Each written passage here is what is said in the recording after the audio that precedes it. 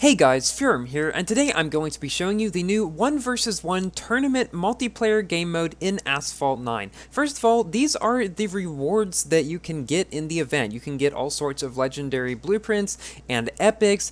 Unfortunately, you have to pay to enter the event if you do not have the Legend Pass. 200 is the minimum fee if you want to enter at the first stage. I will explain more about these stages later. And you get to choose between one of two cars, and you can see more cars for paying, you guessed it, more tokens. This seems to be a very pay-to-play sort of event. So you go in, you play it, and you get paired up with one other person. In this case, this person chose an Aventador SV. Now, the thing is, most of the races that I played were against beginners. This is the very first 1 vs 1 tournament that I ever played, and I wanted to see if I could get a full 12 out of 12 in it, and we will see if I did that. There's one especially close race later in this video against another very skilled player, definitely the closest race that I had in this season. So how does it work? Well, you may remember a little while back there was a dual multiplayer season. It takes that idea of 1 vs 1 all the time and takes it to a little bit of a different way of actually getting rewards.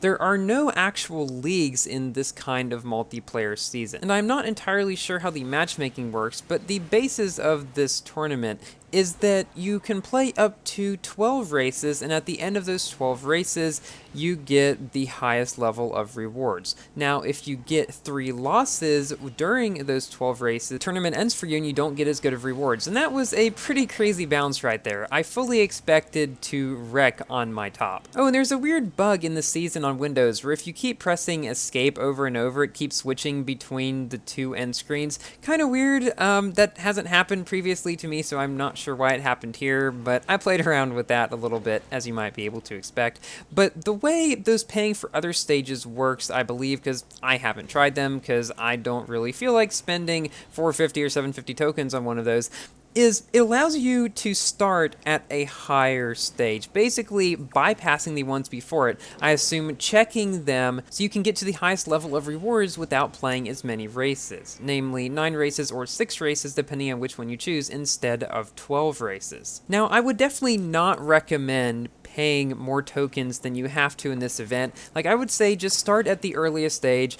and don't try to roll for more cars, because all of the cars that you are given in this are very close to the same rank. They're all around this 2955 rank. You've got the McLaren P1, the Apollo N, the LaFerrari, the SV, the Carrera GT, the SLR McLaren, all of which will do fine, and I chose the McLaren over the Carrera GT at the beginning because the P1 has a better acceleration than the Carrera GT and pretty much all of the other cars that you could choose in this event, I believe, because I was able to get ahead at the beginning of pretty much every single race just due to the better acceleration, and then I just had to stay ahead, which wasn't too difficult, at least for the first several races. A super close one is still coming up, and it pretty much made the rest of the slightly boring races worth it. We are now up to 7 out of 12 wins with no losses, and one interesting thing that I noticed in the season or mode, or whatever you want to call it, is that there's a very limited selection of tracks, as you've probably been able to see so far. There's a specific San Francisco, Himalayas, Shanghai, and Osaka track, and I got this specific Osaka track 6 times out of the 12 that I played this, and all of the races in this season are 2 laps, so that means I went around this track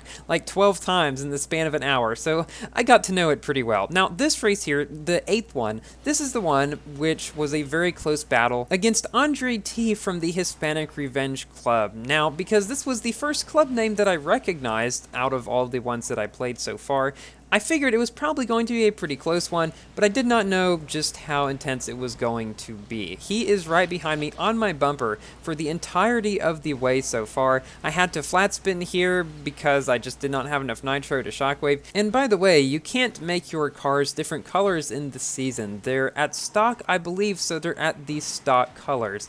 Unfortunately, I don't have purple power to help me in this season, so maybe that's why he was able to push me aside and get ahead around these turns here. He ran into a little bit of trouble along the wall, but he still managed to pull out ahead throughout this section.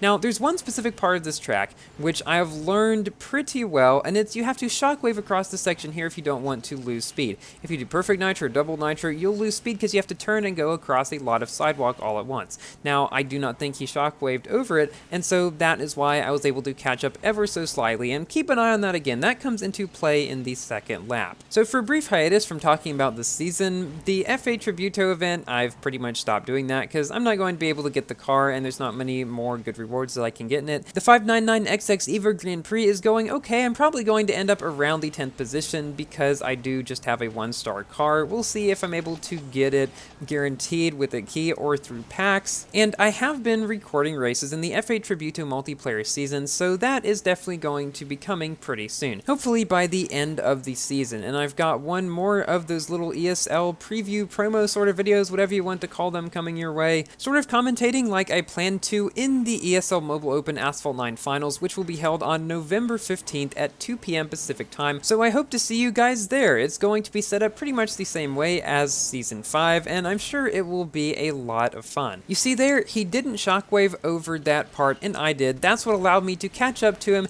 Kind of surprised neither of us knocked him down there. I guess I was going slightly faster, so I managed to get ahead and brake, so I did not wreck when that 360 tried to mess up my race, and we take the victory in this 8th race. That kind of sounds like Ace Race from MCC. Never mind. But I do watch that. Anyway, we beat him by about 2/3 of a second in this case.